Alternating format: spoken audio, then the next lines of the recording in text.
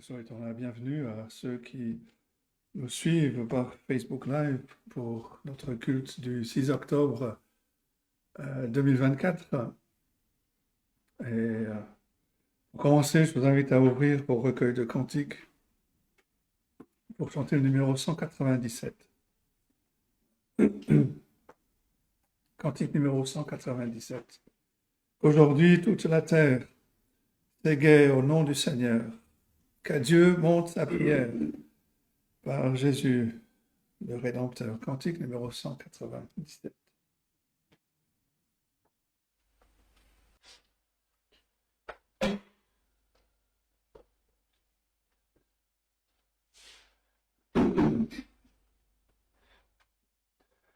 Qu'aujourd'hui toute la terre s'égaie au nom du Seigneur, qu'à Dieu monte sa prière.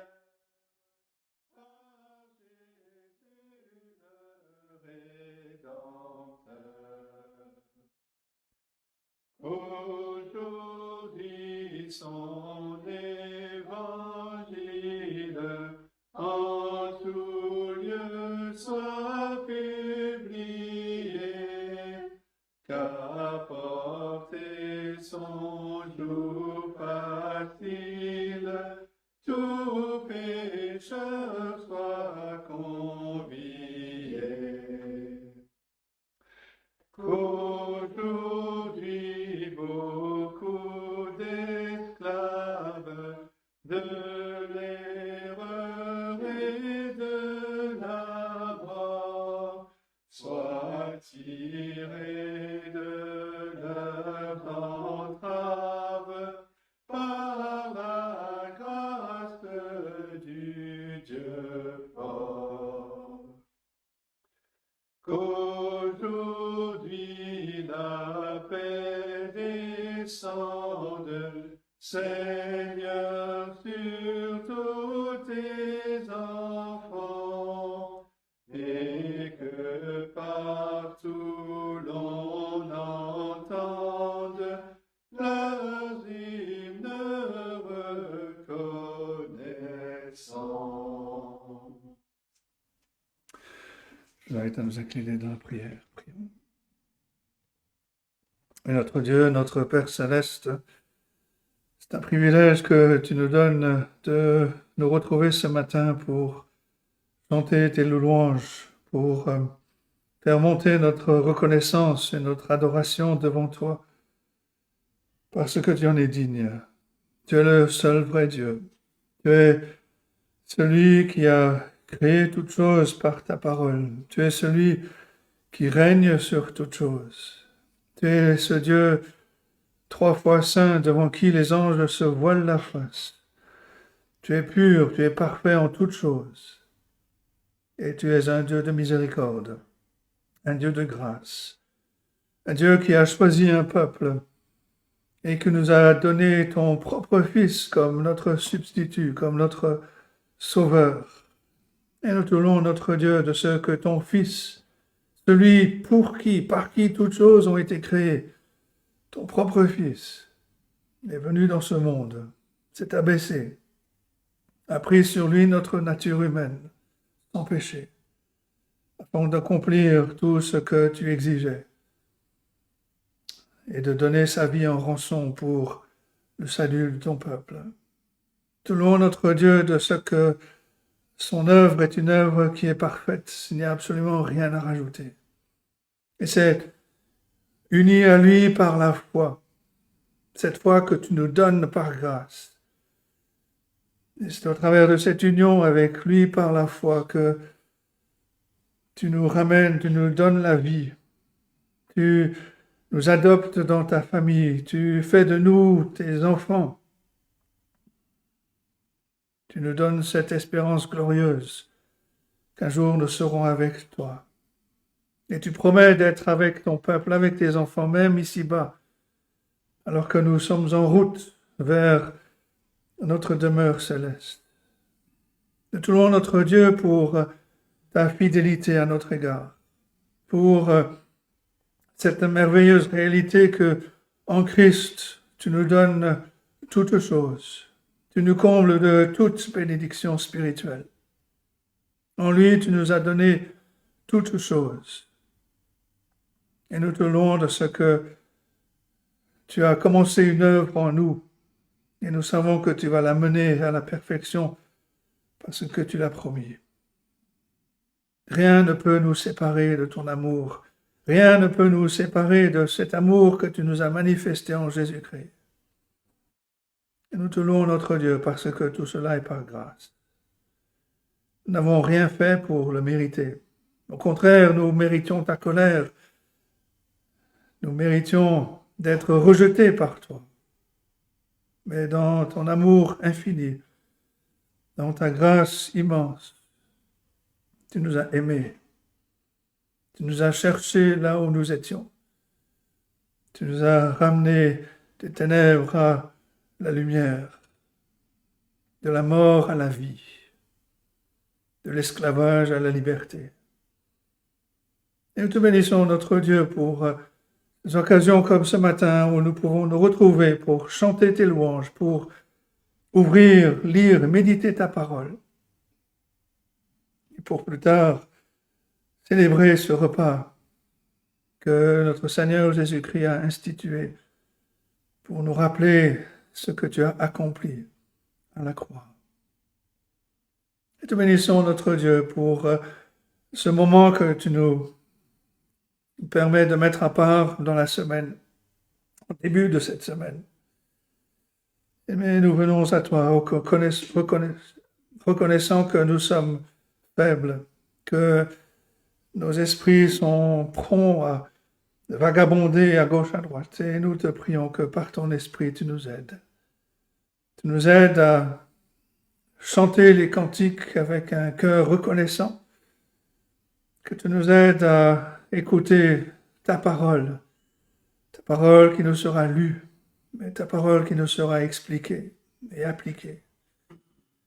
Que tu nous aides, notre Dieu, à être attentifs à ce que tu veux nous dire. Et que, en retour à l'amour que tu nous manifestes en Jésus-Christ, nos cœurs débordent toujours plus en plus d'un amour plus grand pour toi et pour notre Sauveur Jésus-Christ.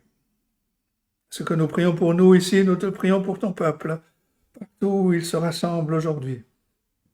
Qu'aujourd'hui soit un jour de grâce, où des âmes qui ne te connaissent pas viennent à te connaître et où ton peuple, ensemble, se réjouissent de ce que tu as accompli en Jésus-Christ. Viens donc bénir ton peuple, viens nous bénir ici ce matin et conduis-nous dans ce culte que nous voulons t'apporter. Nous te le prions. Au nom de notre Seigneur et Sauveur Jésus-Christ. Amen. Et notre première lecture ce matin est dans la prophétie d'Ésaïe, passage bien connu,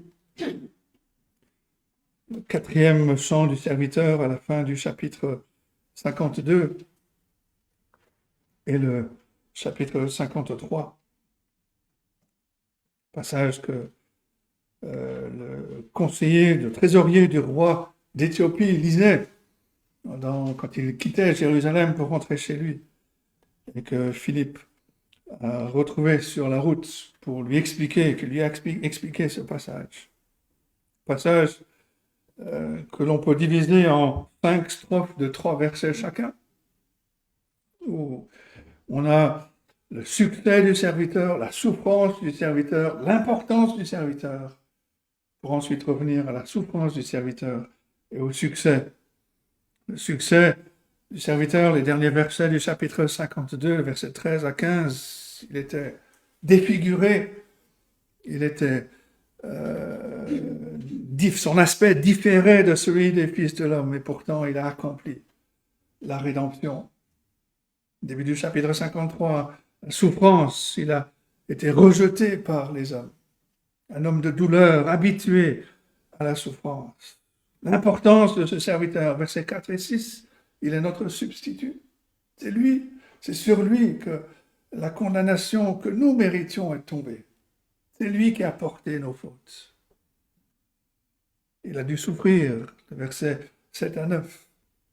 Il est mort, non pas à cause de ses péchés, mais à notre place. Il a été humilié, brisé par la souffrance. Mais il a le succès. Même s'il a été brisé par la souffrance, il a été élevé à la gloire. Lisons donc ce passage, Ésaïe 52, à partir du verset 13 jusqu'à la fin du chapitre 53. Voici la parole de Dieu. Voici mon serviteur prospérera. Il montera, il s'élèvera bien haut. De même qu'il a été pour plusieurs un sujet d'effroi, tant son visage était défiguré, tant son aspect différait de celui des fils de l'homme. De même, il sera pour beaucoup de peuples un sujet de joie. Devant lui, des rois fermeront la bouche, car ils verront ce qu'il ne leur avait point été raconté. Ils apprendront ce qu'ils n'avaient point entendu. Qui a cru à ce qui nous était annoncé? Qui a reconnu le bras de l'Éternel? Il s'est élevé devant lui comme une faible plante, comme un rejeton qui sort d'une terre desséchée. Il n'avait ni beauté ni éclat pour attirer nos regards, et son aspect n'avait rien pour nous plaire. Méprisé et abandonné des hommes, homme de douleur et habitué à la souffrance, semblable à celui dont on détourne le visage, nous l'avons dédaigné. Nous n'avons fait de lui aucun cas. Cependant, ce sont nos souffrances qu'il a portées. C'est de nos douleurs qu'il s'est chargé. Et nous l'avons considéré comme puni, frappé de Dieu et humilié. Mais il était blessé pour nos péchés, brisé pour nos iniquités. Le châtiment qui nous donne la paix est tombé sur lui. Et c'est par ces meurtrissures que nous sommes guéris. Nous étions tous errants comme des brebis, chacun suivait sa propre voie. L'Éternel a fait retomber sur lui l'iniquité de nous tous. Il a été maltraité et opprimé. Il n'a point ouvert la bouche, semblable à un agneau qu'on mène à la boucherie, à une brebis muette devant ceux qui l'attendent. Il n'a point ouvert la bouche. Il a été enlevé par l'angoisse et le châtiment. Et parmi ceux de sa génération, qui a cru qu'il était retranché de la terre des vivants et frappé pour les péchés de mon peuple? On a mis son sépulcre parmi les méchants, son tombeau avec le riche, quoiqu'il n'ait point commis de violence et qu'il n'y ait point eu de fraude dans sa bouche. Il a plu à l'Éternel de le briser par la souffrance. Après avoir livré sa vie en sacrifice pour le péché, il verra une postérité et prolongera ses jours, et l'œuvre de l'Éternel prospérera entre ses mains. À cause du travail de son âme, il rassasiera ses regards. Par sa connaissance, mon serviteur juste justifiera beaucoup d'âmes, et il se chargera de leurs iniquités. C'est pourquoi je lui donnerai sa part avec les grands. Il partagera le butin avec les puissants, parce qu'il s'est livré lui-même à la mort, qu'il a été mis au nombre des malfaiteurs, parce qu'il a porté les péchés de beaucoup d'hommes, et qu'il a intercédé pour les coupables. Et c'est la parole de Dieu. Je vous invite à ouvrir à nouveau vos recueils de cantiques pour chanter au numéro 164. Cantique numéro 164. Jésus, au nom qui surpasse tout nom qu'on puisse exalter, que jamais je ne me lasse, nom béni, de te chanter. Seule clarté qui rayonne sur les gloires du Saint-Lieu. Seul nom dont l'écho résonne dans le cœur même de Dieu. Cantique numéro 164.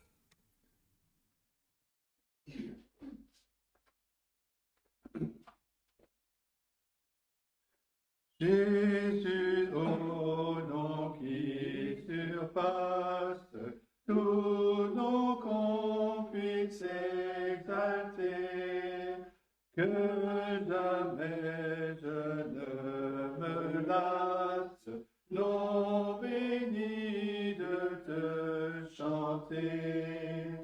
Seule clarté qui rayonne sur les gloires du Saint-Lieu, seul nom dont l'écho résonne dans le cœur même de Dieu. Jésus, c'est l'amour suprême de son trône descendu, qui ceint de son diadème le front de l'homme perdu. C'est le roi qui s'humilie pour vaincre le révolté. C'est la divine folie dans la divine bonté, qui pleura sur ceux qui pleurent. C'est lui l'homme méprisé, qui mourut pour ceux qui meurent. C'est lui l'homme au cœur brisé. De son sang et de ses larmes, il arrosa son chemin. Et c'est par ses seules armes qu'il sauva le genre humain. Jésus, par qui Dieu pardonne, roi d'épines couronné, que le monde t'abandonne. À toi mon cœur s'est donné. Ta mort est ma délivrance. Je suis heureux sous ta loi. Ô Jésus, mon espérance, quel autre aurais-je que toi? Notre deuxième lecture est dans le livre de l'Apocalypse, au chapitre 7. Apocalypse chapitre 7, on va lire à partir du verset 9. C'est au milieu de la vision que Dieu a donnée à l'apôtre Jean. Et Jean voit l'Église, une foule innombrable devant le trône de Dieu. Une Église diverse, de toute langue, de toute race. Une Église victorieuse à cause de la victoire du Seigneur Jésus-Christ. Une Église qui a connu la tribulation. Le Seigneur Jésus-Christ lui-même a rappelé à ses disciples que nous allons connaître et nous connaissons la tribulation, mais que nous devons prendre courage parce que lui-même a vaincu le monde et les croyants vont vaincre le monde avec lui. Une Église qui est aussi composée de toute personne qui a lavé ses vêtements, qui est revêtue personnellement de la justice de Christ. Une foi personnelle en Christ, mais c'est ensemble que l'Église est devant le trône et ne cesse de servir Dieu de manière parfaite et de faire monter leur louange à Dieu et à l'agneau. Lisons donc à partir du verset 9, Apocalypse chapitre 7, à partir du verset 9. C'est encore la parole de Dieu. Après cela, je regardais et voici, il y avait une grande foule que personne ne pouvait compter, de toute nation, de toute tribu, de tout peuple, de toute langue. Ils se tenaient devant le trône et devant l'agneau, revêtus de robes blanches et des palmes dans leurs mains. Et ils criaient d'une voix forte en disant, « Le salut est à notre Dieu qui est assis sur le trône et à l'agneau. » Et tous les anges se tenaient autour du trône, des vieillards et des 4 êtres vivants. Ils se prosternèrent sur la face devant le trône et ils adorèrent Dieu en disant « Amen ». La louange, la gloire, la sagesse, l'action de grâce, l'honneur, la puissance et la force soient à notre Dieu au siècle des siècles. Amen. Et l'un des vieillards prit la parole et me dit, ceux qui sont revêtus de robes blanches, qui sont-ils? D'où sont-ils venus? Je lui dis, mon Seigneur, tu le sais. Et il me dit, ce sont ceux qui viennent de la grande tribulation. Ils ont lavé leurs robes, ils les ont blanchies dans le sang de l'agneau. C'est pour cela qu'ils sont devant le trône de Dieu et le servent jour et nuit dans son temple. Celui qui est assis sur le trône dressera sa tente sur eux. Ils n'auront plus faim, ils n'auront plus soif. Le soleil ni aucune chaleur ne les frapperont plus. Car l'agneau qui est au milieu du trône les paîtra et les conduira aux sources des eaux de la vie. Et Dieu essuiera toute larme de leurs yeux. Et c'est la parole de Dieu. Nous allons chanter un nouveau cantique, le numéro 260, avant de laisser la place à Jean-Claude pour le message. Cantique numéro 260. Jésus, ta sainte présence est la source du bonheur. Dans la joie et la souffrance, elle est le repos du cœur. Fais briller sur moi ta face, ô Jésus, mon divin roi. À tes pieds, c'est là ma place. Je veux être auprès de toi. Déjà dans un sens, c'est ce que nous voulons être aux pieds du Seigneur Jésus-Christ, alors que nous allons entendre sa parole. Mais dans la gloire, nous serons toujours avec lui. Chantons donc le chant, cantique numéro 260.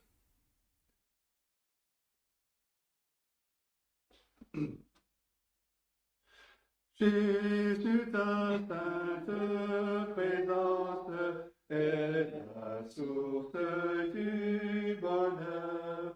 Dans la joie et la souffrance, elle est le repos du cœur. Fais briller sur moi ta face, ô Jésus, mon divin roi. À tes pieds, c'est là ma place, je veux être auprès de toi. Sur celui qui te contemple, descend un rayon divin, tu fais de son cœur ton temple, ton doigt pointe son chemin.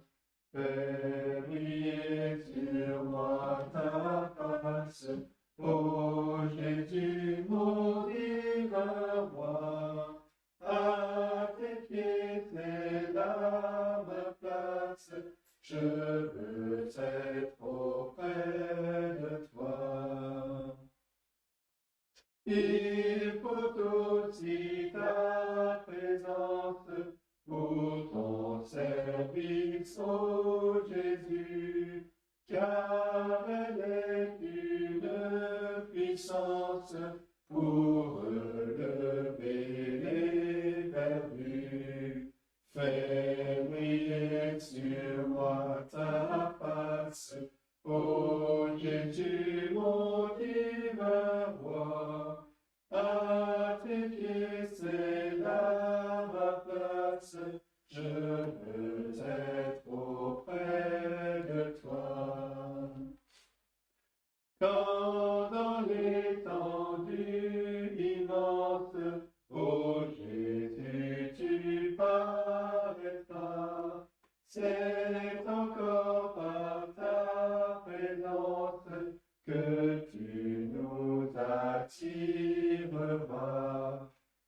briller sur moi ta face, ô Jésus, mon divin roi.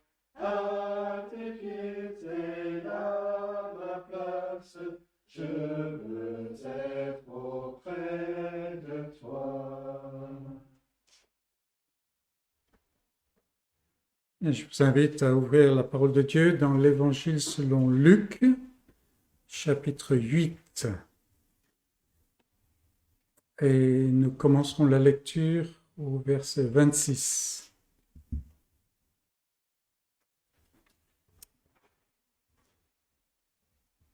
Luc 8, verset 26, c'est la parole de Dieu. Ils abordèrent, c'est-à-dire Jésus et les 12, ils abordèrent dans le pays des Géraséniens, qui est vis-à-vis de la Galilée. Lorsque Jésus fut descendu à terre, il vint au-devant de lui un homme de la ville, qui était possédé de plusieurs démons. Depuis longtemps, il ne portait point de vêtements, et avait sa demeure non dans les maisons, mais dans les sépulcres. Ayant vu Jésus, il poussa un cri, se jeta à ses pieds et dit d'une voix forte, « Qu'y a-t-il entre moi et toi, Jésus, fils du Dieu Très-Haut?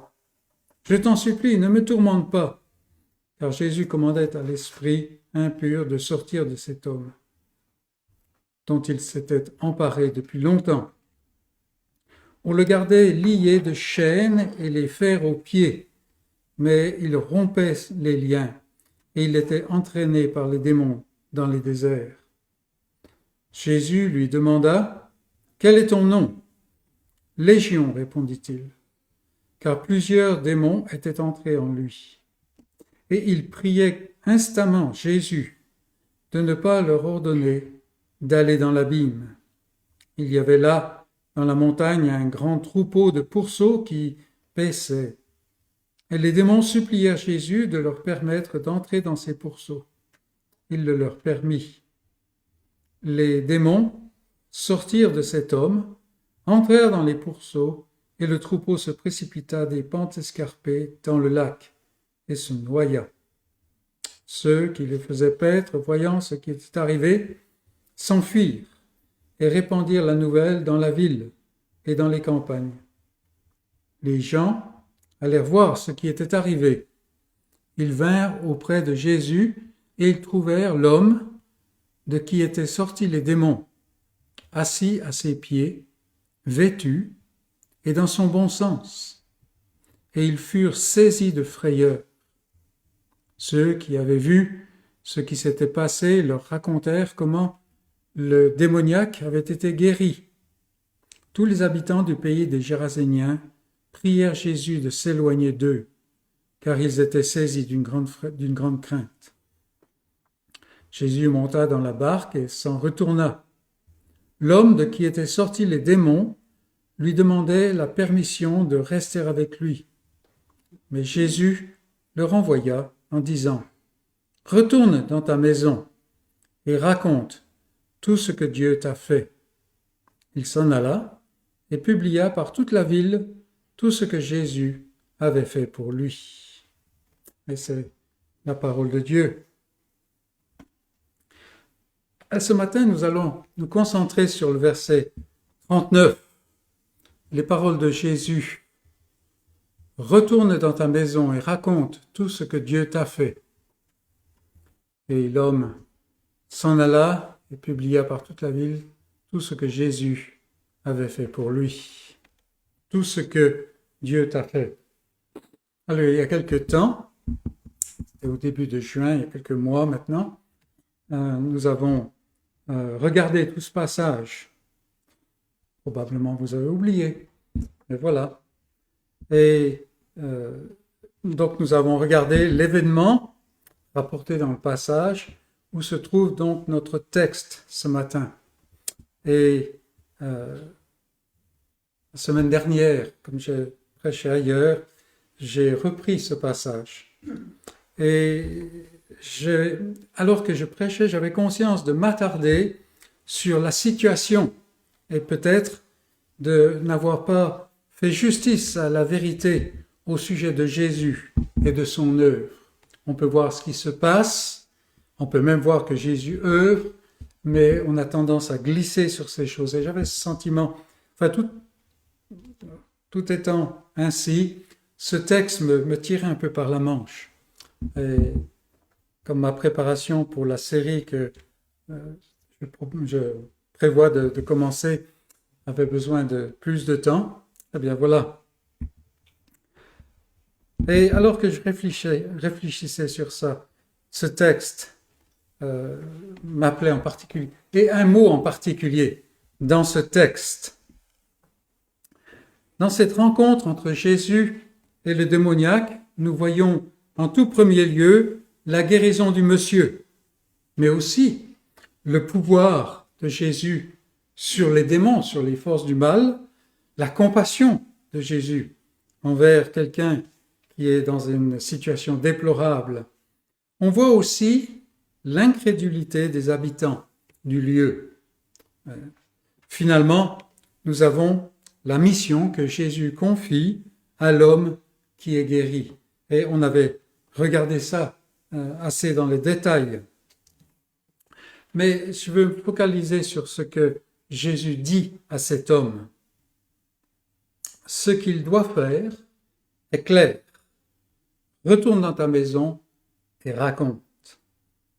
Au lieu de prendre l'homme avec lui pour l'enseigner, peut-être pour le préparer à être le 12e apôtre qui remplirait le rôle de la place de Judas, le Seigneur, au lieu de cela, l'envoie, lui, un bébé spirituel, dans le champ missionnaire le plus difficile du monde.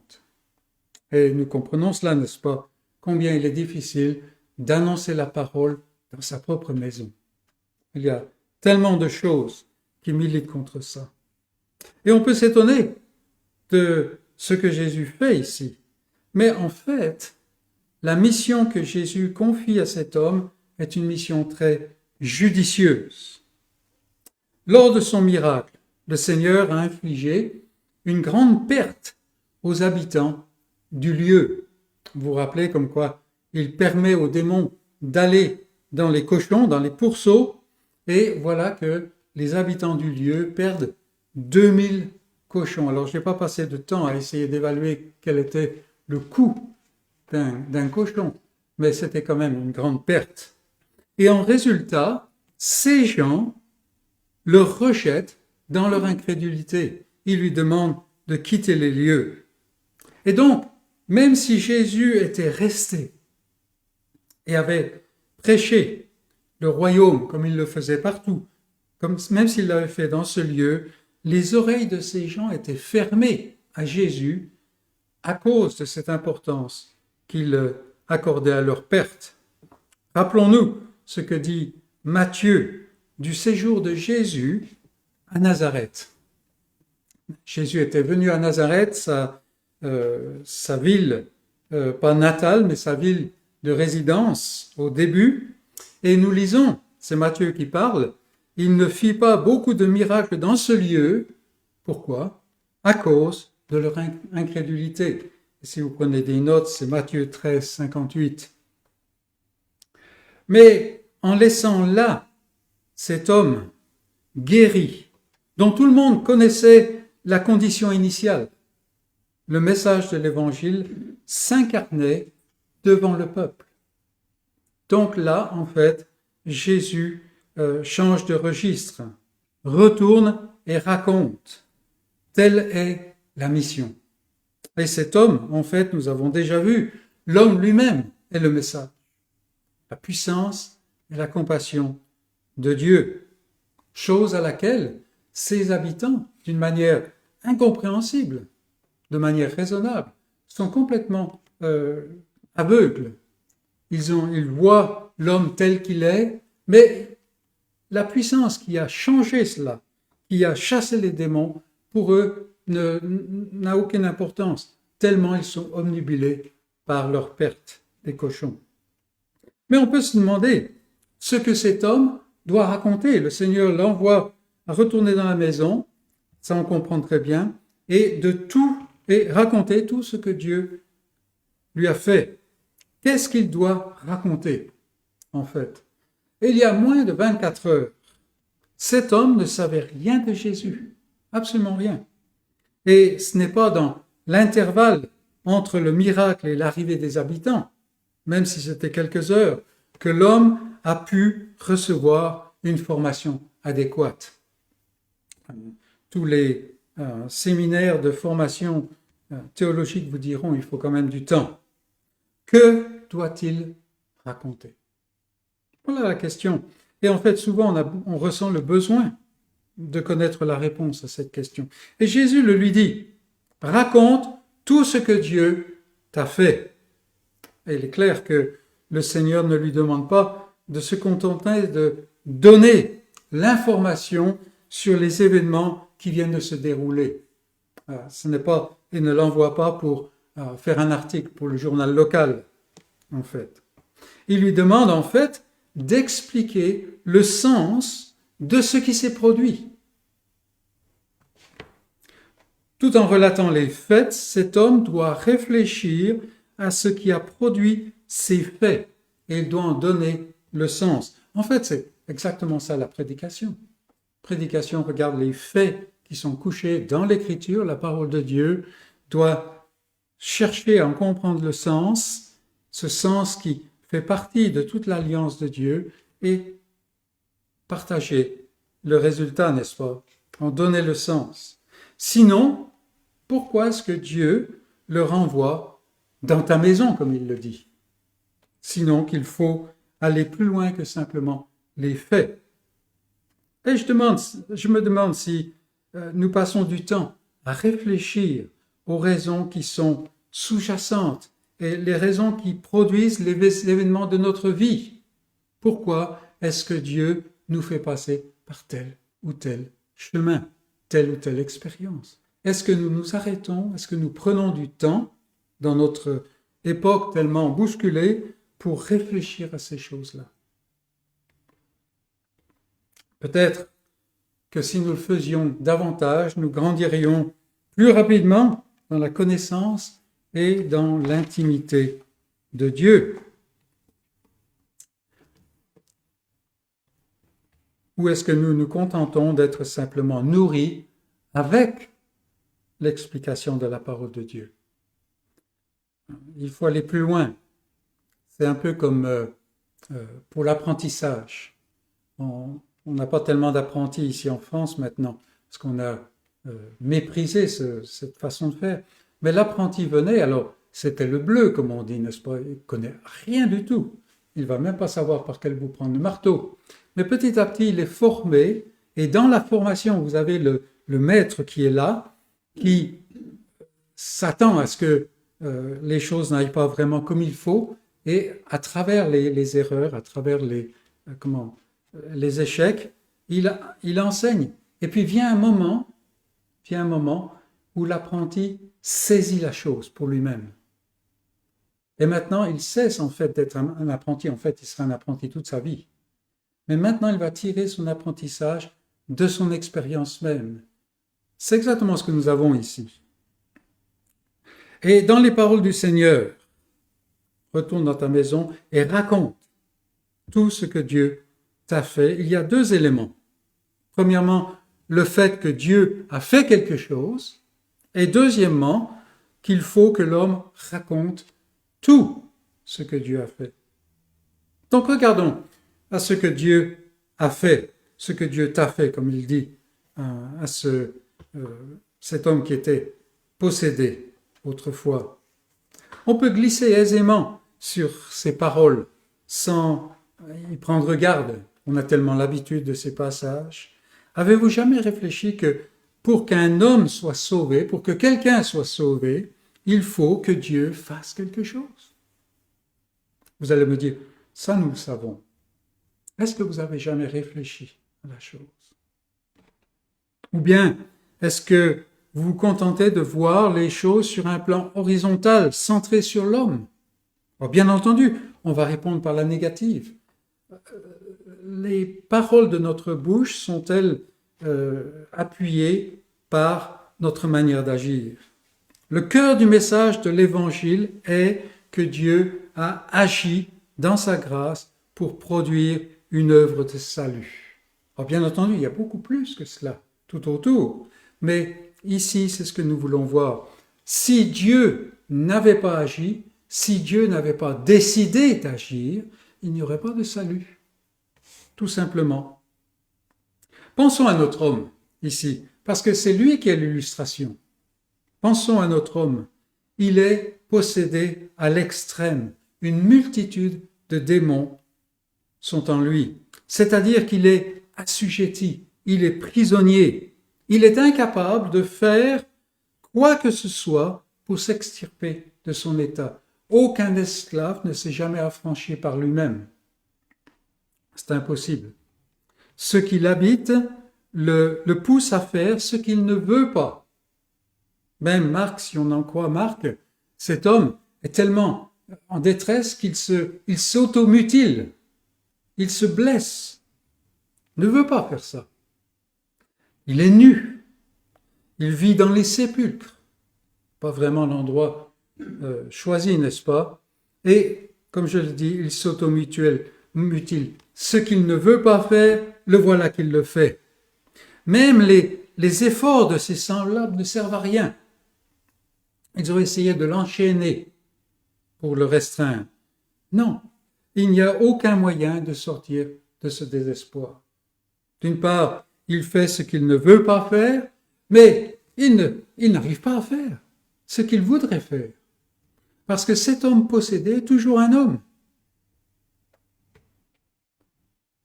Il n'y a aucun moyen de sortir de ce désespoir, à moins qu'une intervention extérieure ne se produise. Et on pense dans notre histoire, tous ces esclaves qu'il y avait, je ne vais pas entrer dans l'interprétation humaniste moderne, mais il a fallu, pour qu'on arrive à la sortie de l'esclavage, à l'abolition de l'esclavage, il a fallu qu'il y ait des gens qui n'étaient pas esclaves, il a fallu qu'eux prennent à cœur la situation de ces hommes, de ces femmes et de ces enfants, et qu'ils luttent pendant longtemps pour parvenir à cela. Il faut une œuvre extérieure qui se produise, ce que Dieu t'a fait. Et quand nous pensons à l'être humain en général, qui gît sous l'esclavage du péché, nous-mêmes par nature, que voyons-nous? La même situation de désespoir. L'homme est coupé de Dieu dans la rébellion du péché. Il est maintenant ouvert à l'asservissement du diable, parce qu'en fait, il a tout fait centré sur lui-même, mais lui-même n'a aucune réponse, puisqu'il n'est pas créateur lui-même. Il est sous l'asservissement du diable, du monde, de sa propre chair. Il fait des choses qu'il ne veut pas faire. Et ce qu'il voudrait faire, il n'a pas la capacité pour le mener à bien. Et en plus, la moralité du monde, la bienséance de la société, les choses qu'il faut faire, tout cela ne peut rien pour changer sa situation. Rien du tout. Elles peuvent poser des liens, comme les habitants du lieu, n'est-ce pas? Mais, nous lisons, il rompait tous ces liens. Et nous avons eu encore dernièrement, récemment, tous ces temps, depuis des années, où nous avons cette fenêtre moderne qui est ouverte, si bien qu'on sait ce qui se passe de l'autre côté du monde, presque avant que ça se passe. Mais on voit des gens qui sont au-dessus de tout soupçon, des gens qui aspirent aux meilleures choses dans le monde, et tout d'un coup, que voyons-nous? C'est la chute, c'est la déchéance. On dit, mais franchement, j'aurais jamais pensé ça de lui ou d'elle. Il rompait tous ces liens. La moralité ne peut pas répondre à cela, ça n'est pas possible. Non, il rompait tous ces liens. Il faut, là encore, une intervention extérieure d'une puissance qui est plus grande qu'une puissance humaine. La force de l'homme ne suffit pas.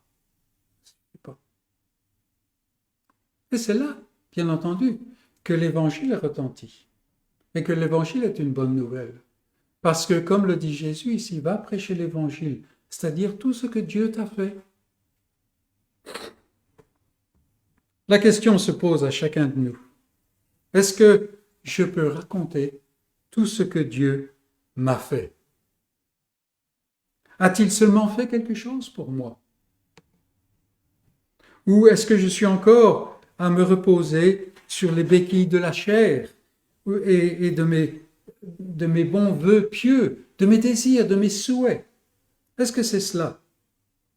Examinons nous-mêmes. Et c'est important de nous examiner. On peut dire tout de suite, « Ah, mais quand même, je suis chrétien.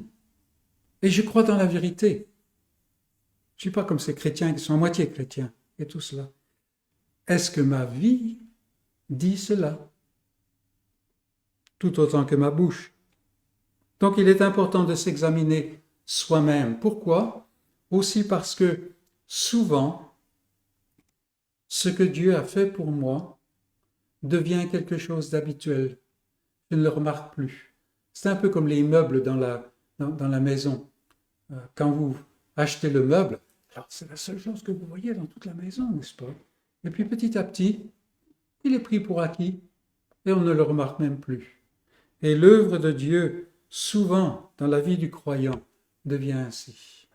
Et le danger, c'est que si je ne suis pas occupé par la merveille de ce que Dieu a fait dans sa grâce, alors mes œuvres reprennent le dessus. Elles occupent le vide, n'est-ce pas? Donc, ce que Dieu t'a fait, revenons là et soyons remplis de merveilles. On peut, à partir de là, examiner exactement tout ce que Dieu a fait. Et c'est un exercice qui est personnel. Donc, nous avons vu ce que cet homme doit raconter, ce que Dieu t'a fait, et puis en deuxième lieu, tout. Il faut que l'homme raconte tout. Et c'est ce mot qui m'a saisi par la manche, là, qui m'a frappé. Tout. Il faut qu'il raconte tout. Jésus enjoint à cet homme de raconter tout. Et on peut être surpris. On peut être surpris. Alors, bien entendu, il ne s'agit pas de produire une théologie systématique. Jésus n'est pas en train de dire à cet homme, entre chez toi, tu prends du papier, un crayon ou un ordinateur, que sais-je encore, et tu donnes tout ce qu'il faut savoir au sujet de Dieu. Il en est bien incapable, n'est-ce pas? C'est un bébé spirituel. Il vient de naître. Il y a beaucoup d'éléments que cet homme ignore au sujet du vrai Dieu. C'est un peu, si on peut dire, on reprend l'illustration classique, n'est-ce pas? C'est comme le petit enfant. Il ignore des tas de choses au sujet de ses parents, mais il les connaît. Et cet homme ici, il connaît Dieu. Mais est-ce qu'il peut dire tout au sujet de Dieu? Bien sûr que non. Il est même probable que cet homme n'était pas juif. Il était de l'autre côté du lac. Nous avons une situation similaire dans un autre passage de l'Écriture en particulier. Et c'est le chapitre 4 de l'Évangile selon Jean, la rencontre de Jésus avec la Samaritaine. Vous vous rappelez? Et quand cette femme samaritaine retourne dans la ville, après son échange avec Jésus, n'est-ce pas? Elle vient seulement d'être unie à Dieu. C'est maintenant que vraiment elle a compris qui est Jésus et le Seigneur s'est uni à elle. Mais qu'est-ce qu'elle dit aux gens de sa ville, vers qui elle va? Venez voir un homme qui m'a dit tout ce que j'ai fait. Jean 4, 29. Tout ce que j'ai fait. Donc là, on est dans le même registre. De nouveau. Alors, même si on accepte que Jean ne rapporte pas tout ce qui s'est dit entre la femme et le Seigneur, même quand on admet cela, il est impossible qu'il lui ait tout dit. Impossible. C'est pourtant ce qu'elle dit. Et c'est aussi ce que Jésus enjoint à notre homme de raconter. Tout. Tout ce que Dieu t'a fait. Là, je voudrais simplement ouvrir une petite parenthèse. il est intéressant de regarder dans notre texte que Jésus enjoint à l'homme de raconter tout ce que Dieu t'a fait.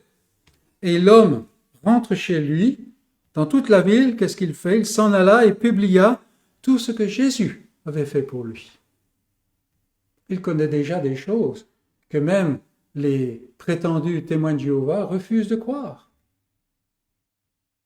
Il y a déjà pas mal de théologie dans le monsieur, n'est-ce pas? Tout ce que Dieu t'a fait, tout ce que Jésus avait fait pour lui. Mais venons-en maintenant à examiner ce que Dieu a fait pour lui.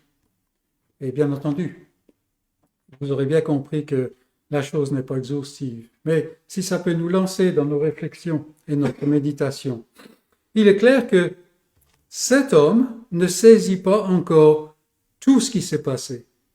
Voyons donc ce qu'il a pu comprendre. Et en premier, je note son état de péché. Son état de péché. C'est la première chose que cet homme peut comprendre. Pourquoi? Parce qu'il est très probable que son état de possession suit une vie qui s'ouvre à ces choses. Les démons ont utilisé des passerelles, très probablement. C'est ainsi qu'ils agissent. Le danger pour nous, malgré toute notre connaissance, est de ne pas garder actif dans notre réflexion le fait que l'être humain est un rebelle criminel et non pas une victime. On va regarder cet homme-là, on va dire « Ah, il est victime des démons ». Non, il est possédé par les démons. Mais les démons ont trouvé une poignée pour entrer. Ils ont trouvé une passerelle pour entrer. Maintenant, on ne sait pas ce que c'est. Hein? Simplement, au plus gros, c'est sa rébellion, ou plutôt le fait qu'il est centré sur lui-même, ce qui veut dire rébellion contre Dieu, puisque, en tant que créature, l'homme doit être centré sur Dieu. Donc, faisons attention que, même dans des situations comme ça, nous ne sommes pas, l'homme n'est pas victime. Non, c'est un rebelle, et un rebelle criminel. Si les circonstances se placent dans un bon cadre, aucun d'entre nous n'est meilleur par nature que les chefs religieux du 1er siècle, par exemple, qui ont cloué Dieu, le Fils, sur la croix. Alors, il nous arrive de dire ces choses, mais est-ce que nous les croyons vraiment? Si Dieu retire sa main un tant soit peu, nous sommes capables, comme les Juifs de l'époque, de crucifier le Seigneur de gloire. Tel est notre état par nature. Et c'est la chair continue, n'est-ce pas? C'est pour ça qu'il y a cette lutte entre l'esprit et la chair. Donc nous sommes vraiment capables de ça. Et gardons cela à l'esprit, très présent à notre esprit. Cet homme peut donc raconter cela à ceux de sa maison. Voilà, mes amis, si j'ai été comme ça, c'est pas simplement parce que ça m'est tombé dessus. Il y a d'autres choses. Et si les gens de sa maison objectent en disant qu'il était un homme ordinaire avant de tomber victime de ces monstres extérieurs, lui sait désormais que cela n'est pas la vérité. L'homme a été créé pour régner sur la création, mais il s'est vendu. Il s'est vendu et maintenant il est asservi à celui qui est maintenant le prince du monde, comme nous dit Jésus. Pour un temps encore, n'est-ce pas? Il sait en fait qu'il n'est pas victime, qu'il n'était pas victime. Le Seigneur Jésus pouvait dire du diable, le prince du monde vient. Et il ajoute, il n'a rien en moi. Jean 14, 30. Il n'a rien en moi. Il est le seul à pouvoir dire cela. Le seul. Est-ce que votre état de péché fait partie de tout ce que Dieu a fait pour vous? Ou est-ce que vous passez à des choses plus en rapport avec le salut? Mais on ne peut pas sauver quelqu'un qui n'est pas perdu. Est-ce que donc cela fait partie de ce que Dieu a fait pour vous? Bien sûr, non pas pour en tirer gloire, mais pour montrer le terrible désespoir dans lequel l'homme est par nature, possédé par un démon bien plus puissant que ce légion, n'est-ce pas? Le démon de l'incrédulité, le démon de la satisfaction de soi, la justification de soi, et de tout tourner autour de nous. Et je me rappelle ici un monsieur qui disait être croyant à l'époque, ça remonte il y a longtemps, et il aimait beaucoup citer le passage où Paul dit c'est une chose certaine et digne d'être reçue, que Jésus est venu pour sauver les pécheurs, et il appuyait sur « dont je suis le premier ». Et c'était assez clair d'après le reste de ses paroles et puis de son attitude que il aurait pu remplacer ce premier par le mot meilleur. Il était le meilleur des pécheurs. Vraiment, il était quelqu'un, un pécheur remarquable. Alors, j'avais percé un petit peu sa bulle quand je lui ai dit, mais en fait, non, ça veut dire le pire des pécheurs. Et j'avais remarqué qu'après, il citait beaucoup moins le verset. Vous voyez. Non, en fait, on ne veut pas tirer gloire. Et c'est ce qu'on voit souvent dans les témoignages qui sont donnés. En fait, combien j'étais un grand pécheur. Et des fois, je suis tenté si on me donne l'occasion de donner témoignage, c'est de montrer combien j'étais un pécheur médiocre. J'osais même pas pécher correctement. Il faut se cacher, n'est-ce pas? Et même ça ajoutait de la culpabilité. Donc, faisons attention à cela. Non, voilà un homme qui était possédé par nature, par l'incrédulité, le rejet de Dieu. Et c'est pour ça que les démons trouvaient la place pour entrer. Et chacun d'entre nous, par nature, est ouvert à ça. Il est aussi possible que cet homme, on ne sait pas vraiment quoi que ce soit à son sujet, mais il est possible qu'en fait, il était auparavant un bon membre de la société, quelqu'un de respectable, pas d'écart, toujours à respecter la façon, la façade des us et coutumes du voisinage, mais il sait maintenant qu'il était étranger à son Créateur. En fait, il sait maintenant qu'il était tourné sur lui-même. Plus intéressé, il était exactement comme ses congénères, plus intéressé par la perte des cochons que par la merveilleuse guérison miraculeuse, au point de rejeter le Seigneur, de lui demander de s'éloigner. N'est-ce pas? Souvent, on a un peu presque une caricature, mais les jeunes qui entendent parler, jeunes ou la jeunesse qui entend parler de l'Évangile, et parce qu'ils ont été conditionnés, ils pensent c'est une vie de tristesse après. Il faut faire des tas de choses, il y a des tas de choses qu'on ne peut pas faire et tout ça. Ils disent, laissez-moi vivre ma vie d'abord. Et puis, éventuellement, je viendrai. On demande au Seigneur de quitter nos rives, n'est-ce pas? Et cet homme était pareil, malgré toute la possible respectabilité qu'il avait. Mes amis, comment est-ce que vous vous voyez dans la pratique? Comme un tison tiré du feu par quelqu'un qui a eu pitié de vous, ou comme quelqu'un d'acceptable à qui Dieu a ajouté un petit plus pour améliorer sa performance. Maintenant, je suis un chrétien, je suis quand même un homme comme il faut. Ou bien, est-ce que je suis vraiment quelqu'un qui serait dans la perdition si Dieu n'avait pas agi? Et je suis tout à fait conscient de ce que nous pouvons dire dans notre esprit. On va dire, mais quand même, je sers Dieu maintenant, je cherche à le servir. C'est pour cela que j'ai dit, dans la pratique, les paroles sont une chose, la vie en est une autre. Donc, notre homme avait conscience maintenant de son état de péché, et il pouvait en parler. Et cela était le début de son évangile, de cette bonne nouvelle, parce que tous ceux à qui il parlait étaient dans cet état. Il y a un lien, n'est-ce pas, de connexion là. La deuxième chose dont il pouvait parler, Et je répète, c'est loin d'être exhaustif. Vous allez trouver des tas d'autres choses qu'il pouvait dire. C'est la souveraineté de Dieu. Il pouvait parler de la souveraineté de Dieu quand il dit tout ce que Dieu t'a fait. C'est une autre réalité que notre homme a pu comprendre et raconter. Et comment cela, me direz-vous?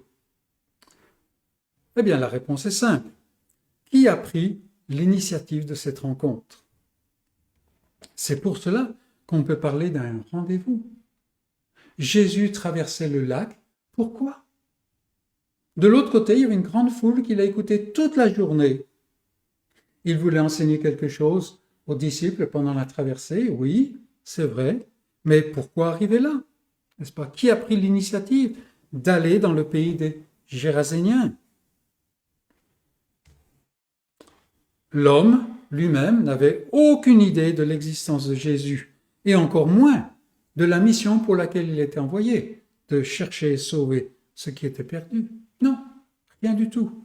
Les habitants du lieu, face à leur incapacité, face à leur impuissance, ils n'ont pas dépêché de délégation pour que Jésus vienne pour guérir ce possédé. Ce n'est pas du tout le cas du centenier, de l'officier de Capernaum qui vient vers Jésus parce qu'il a entendu qu'il y a quelque chose qui se passe à Cana.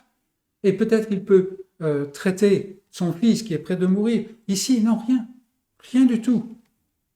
Personne n'avait la moindre idée de ce qui se passait. Personne n'avait la moindre idée de ce qui pouvait se passer. Sauf Dieu. Sauf Dieu. Et donc ici, nous avons quelqu'un qui est souverain. Quelqu'un qui n'est pas assujetti ou qui n'est pas lié par les contingences. Comment est-ce que nous obtenons le salut? Oui, je sais que pour certains, il y a un certain élément de recherche. Et même des fois, ça peut être une recherche qui est angoissante, qui vraiment prend pendant longtemps, n'est-ce pas? Mais pour la plupart du temps, c'est quand même une recherche dans le noir. On ne sait pas ce qu'on recherche. N'est-ce pas? Je me rappelle d'un monsieur qui disait que écouter le message chrétien, parce qu'il venait à l'église, au culte de l'église, parce que sa femme avait été convertie, alors il voulait quand même pas... on ne sait jamais ce qui se passe dans ces cultes, vous savez, il peut me quitter après. Alors il venait et il nous racontait après, c'était un homme vraiment de base, il disait, mais c'était comme regarder un match de rugby, mais il n'y avait pas de son. Comprenez rien. Il y a une recherche, mais on ne sait pas ce qu'on recherche. Et assez souvent, on ne sait même pas qu'on recherche. Il y a quelque chose, mais bon, sans plus. Si Dieu n'avait pas décidé d'œuvrer et n'avait pas pris l'initiative, qui serait sauvé? Qui? Paul lui-même, grand apôtre Paul, on pourrait dire, avec toute sa connaissance, il cherchait lui au moins. Non, lui, qu'est-ce qu'il dit? Il parle, le Fils de Dieu qui m'a aimé et qui s'est livré pour moi. Et quand ça se passait, Paul était loin de chercher, n'est-ce pas? Galates 2:20. Et notre homme peut raconter cela à sa maison. C'est non seulement quelque chose que Dieu a fait pour lui, mais quelque chose qu'il fait maintenant pour les habitants du lieu, au travers de sa mission à lui. Dieu vient pour percer les ténèbres de ces gens, de ces hommes. Est-ce que vous êtes croyant? Est-ce que vous êtes sauvé parce que Dieu a décidé de faire quelque chose pour vous? Et quand nous réfléchissons à ces choses-là que nous disons si facilement, nous découvrons combien notre Dieu est au ciel et nous sommes sur la terre. Donc, son état de péché, la souveraineté de Dieu. Troisièmement, une chose que cet homme peut raconter, la compassion de Dieu. La compassion de Dieu. Comment notre homme pouvait-il comprendre cela? Deux manières, me semble-t-il. Quand ses semblables avaient vu son état, voilà, l'homme devient possédé, et ses semblables voient son état, ils avaient essayé de faire quelque chose. On doit leur accorder cela. Mais leur but, en faisant quelque chose, n'était pas le bien-être du monsieur. Pas du tout. Mais plutôt leur aise, leur tranquillité. S'ils arrivent à lier cet homme, ils ne les embêtent plus. Alors que là, par exemple, s'ils passent près du lieu, ils leur courent après pour les attaquer. Donc, il n'y a pas de compassion du tout dans leur manière de faire. Et très souvent, vous avez dans la société des gens qui font beaucoup de bien. Beaucoup de bien. Est-ce qu'on va s'attarder sur le bien? Non, il faut voir pourquoi est-ce qu'on fait beaucoup de bien. N'est-ce pas? J'étais frappé une fois par le récit d'un monsieur qui donnait beaucoup de millions à droite à gauche et tout ça, et tout le monde disait combien il est bon. Ça ne nous indique rien du tout. Ça indique plutôt que sa richesse est immense. Ça ne nous dit même pas combien il reste. C'est cela, n'est-ce pas? Et puis ni pourquoi il le fait. Pourquoi il le fait? Si vous allez à Beaune, par exemple, vous visitez l'Hôtel Dieu. Très beau, merveilleux. Et cet Hôtel Dieu a permis à des pauvres d'être soignés gratuitement jusqu'en 1973. C'est encore récent, n'est-ce pas? Enfin, quand même, un peu. Mais pourquoi est-ce que Nicolas Rolin faisait cela? Pourquoi est-ce qu'il a dépensé tout ça pour bâtir cet Hôtel Dieu? C'est énorme. Pourquoi? Pour aller au ciel. Pour aller au ciel. Donc, il n'y a pas de compassion véritable, n'est-ce pas? Et si vous attendez la compassion du monde, vous serez déçus, certainement. Vous n'en verrez pas plus que quand ces hommes viennent vers Jésus. Là encore, on voit qu'ils n'ont pas de compassion. C'est pour ça que je peux être assez catégorique par rapport à ce qui s'est passé avant. Ils viennent vers Jésus. Et que voit-il? Un homme possédé qu'il n'arrivait pas à maîtriser. Maintenant, il est dans son bon sens, habillé pour la première fois depuis un moment, n'est-ce pas? Un homme qui est calme. Il le voit. Est-ce qu'il remarque ça? Absolument pas. Absolument pas. Non, pourquoi? Les cochons. Les cochons. C'est ça qui les omnubile. Ils ont perdu quelque chose. Ils ne sont pas intéressés par son gain à lui. Donc, le monde ne peut pas nous donner de compassion. Mais à l'opposé, Jésus manifeste une grande compassion. À l'origine de la rencontre, quand le possédé vient à lui, il s'adresse à Jésus. C'est lui qui commence. Enfin, c'est les démons qui commencent par la voix de la bouche de ce monsieur. Et en fait, on peut traduire en termes modernes ce qu'ils lui disent. Fiche-nous la paix. Fiche-moi la paix. Laisse-moi tranquille. Qu'y a-t-il entre nous? On n'a pas à faire, n'est-ce pas? Et Jésus aurait pu très bien éviter l'endroit, repartir dans la barque, éviter l'endroit comme tous les habitants du lieu. Il aurait pu contourner le lieu et partir dans les villes pour prêcher l'évangile du royaume. On n'aurait pas vu le moindre problème à cela, n'est-ce pas? Il aurait fait comme tout le monde. Mais non, sa première action fut d'ordonner aux démons de sortir de cet homme. Nous voyons dans le passage parallèle, Marc 5:8. Pourquoi? C'est l'homme qu'il considère. Il faut qu'il sorte de cet homme. En fait, face à ce possédé, Jésus ne voit pas tant l'état de l'homme, mais l'homme qui est dans cet état. Et c'est ça la compassion.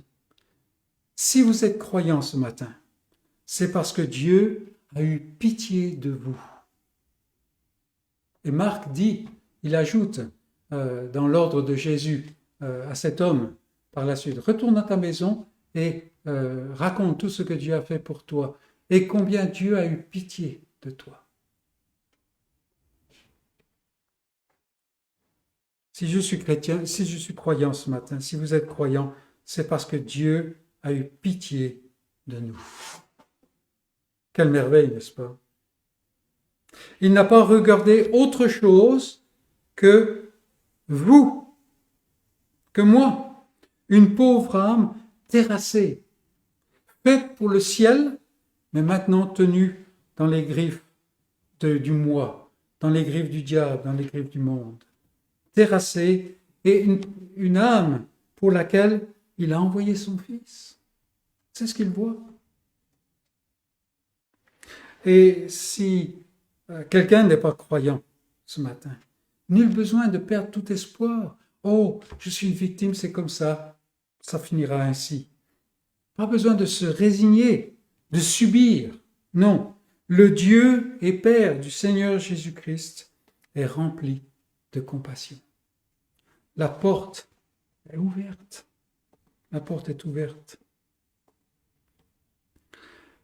J'ai parlé de deux manières dont l'homme connaissait la compassion de Dieu. Et la seconde est dans son ordre de mission. Quand Jésus lui dit « Retourne dans ta maison », c'est comme s'il lui disait « Va vers ceux qui me rejettent. Va vers ceux qui me rejettent. Eux n'ont aucune compassion, aucune place pour moi. Mais moi, j'en ai pour eux. J'en ai pour eux. » Et c'est pour cela qu'il envoie ce missionnaire. Il faut qu'ils entendent, il faut qu'ils voient comment Dieu a pitié. Et quand Dieu envoie son esprit, alors ce cocktail-là produit la conversion, la vie nouvelle, n'est-ce pas? Et la question se pose à nous. Nous sommes au milieu de tas de gens. On rencontre des tas de gens à tout niveau, n'est-ce pas? Est-ce que notre cœur brûle pour eux? Est-ce que nous avons pour nos semblables la compassion de Dieu?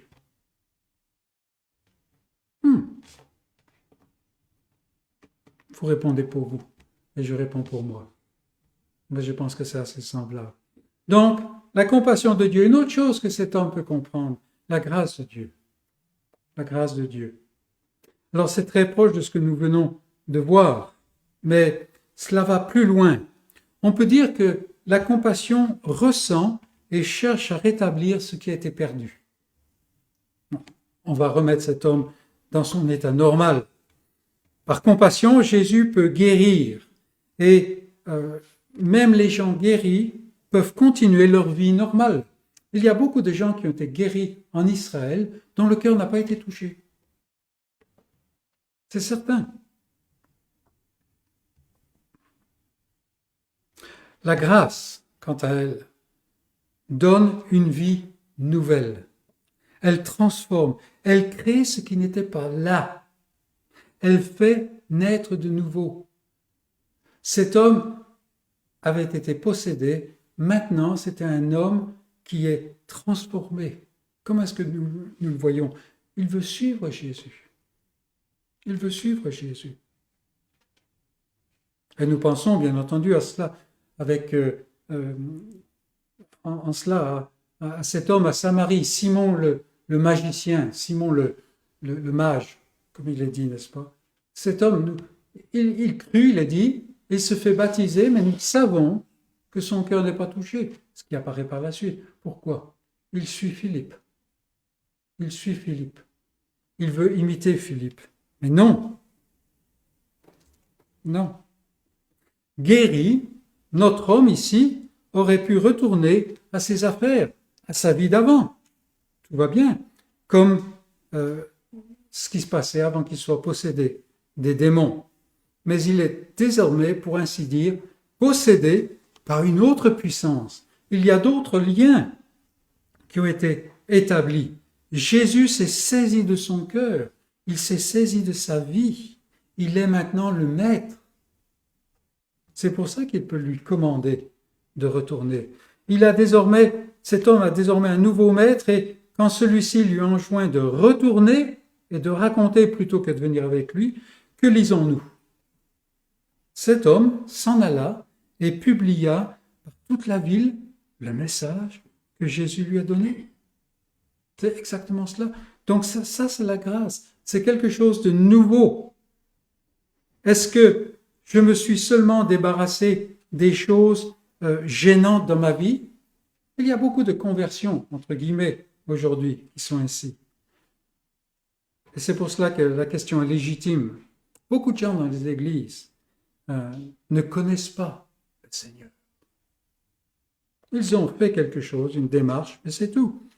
Ou bien est-ce que je suis passé dans une nouvelle vie, une nouvelle humanité remplie de la grâce de Dieu, une vie d'union et de service, ainsi que de joie et d'obéissance. On ne trouve pas ça dans le monde. On ne trouve certainement pas ça dans la religion. C'est la grâce de Dieu. La grâce de Dieu. Et pour terminer, pour simplement terminer, je vais aller un peu plus loin et je veux regarder le Sauveur du monde.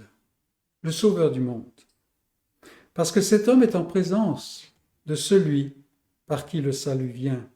Jésus traverse à nouveau le lac, il retourne vers Capernaum et l'homme va parcourir toute la Décapole, les 10 villes de sa région. Par son esprit, Jésus est avec lui. Comment cela se fait-il? Comment est-ce qu'on peut expliquer que Jésus est reparti, mais il est avec l'homme par son esprit? Eh bien, tout simplement parce que Jésus va continuer dans sa mission, il va la compléter en montant à Jérusalem. Et il le fait avec succès, en montant sur la croix. Il est venu chercher et sauver ce qui était perdu. Et ça, il le fait. C'est pour cela qu'il œuvre dans toute la région et manifeste la grâce, la compassion et la puissance de Dieu. Sans cesse, il guérit. Ce n'est pas une question de guérir, c'est une question de montrer qui il est et qui Dieu est. Il se repaît de faire la volonté de son Père pour les siens. Ça, c'est Jésus. Et puis, après toutes ces années de ministère, vient le jour où, tout autant victime que sacrificateur, victime expiatoire que sacrificateur, il offre le sang qui est requis par la justice de Dieu pour accomplir la réconciliation. Voilà l'homme qui est devant cet homme possédé et qui maintenant repart. Cet homme n'a pas pu le savoir à ce moment-là, mais il va le découvrir. Pourquoi? Parce que l'Esprit est avec lui. Et puis, Jésus offre ce sang et au 3e jour, il apporte la preuve que son œuvre est achevée. Il a accompli ce qu'il avait été envoyé pour faire. Il est ressuscité. Et puis, après sa résurrection, le voilà qui monte au ciel. Est-ce que nous voyons simplement l'ascension comme, je dirais, une date dans notre calendrier? Ou est-ce que c'est quelque chose de plus profond? Et si nous lisons la lettre aux Hébreux, nous nous apercevons qu'il y a quelque chose de plus derrière. Voilà que maintenant, il monte dans le sanctuaire, le vrai sanctuaire, c'est-à-dire la présence de Dieu. Et il présente le sang qui donne la paix. C'est pour cela qu'en anticipation de cela, au moment où il meurt, le voile se déchire, l'accès est ouvert.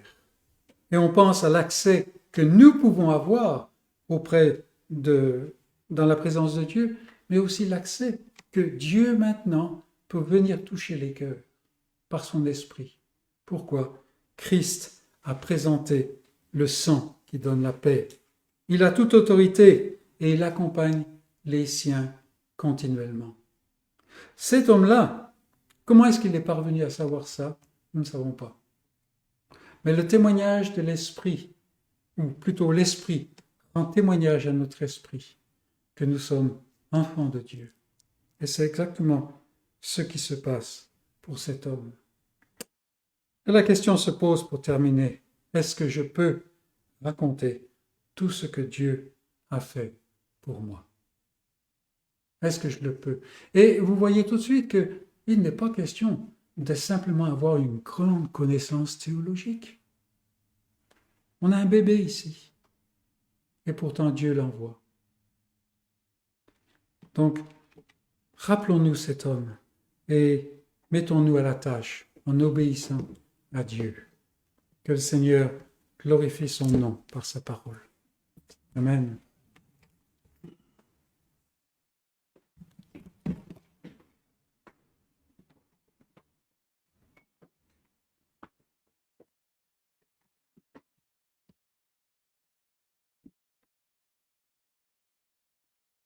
invite à ouvrir vos recueils de cantiques pour chanter le numéro 181.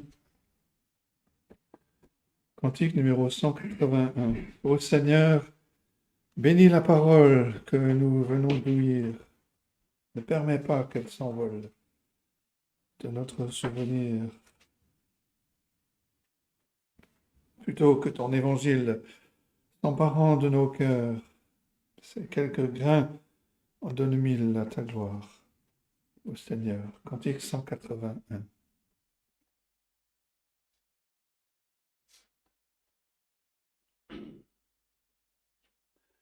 Ô Seigneur, bénis la parole que nous venons d'ouïr. Ne permets pas qu'elle s'envole de notre souvenir. Jaloux de ta sainte influence, trop souvent le malin accouvrira la semence que répandit ta main. Trop souvent elle est sans racine en un terrain pierreux. Le soleil vient, elle décline sous l'ardeur de ses feux. Trop souvent les soucis du monde où c'est bien sans valeur, détruisant sa vertu féconde, l'étouffe dans leur cœur. Ah, plutôt que ton évangile s'emparant de nos cœurs, ces quelques grains en donnent mille à ta gloire, ô Seigneur.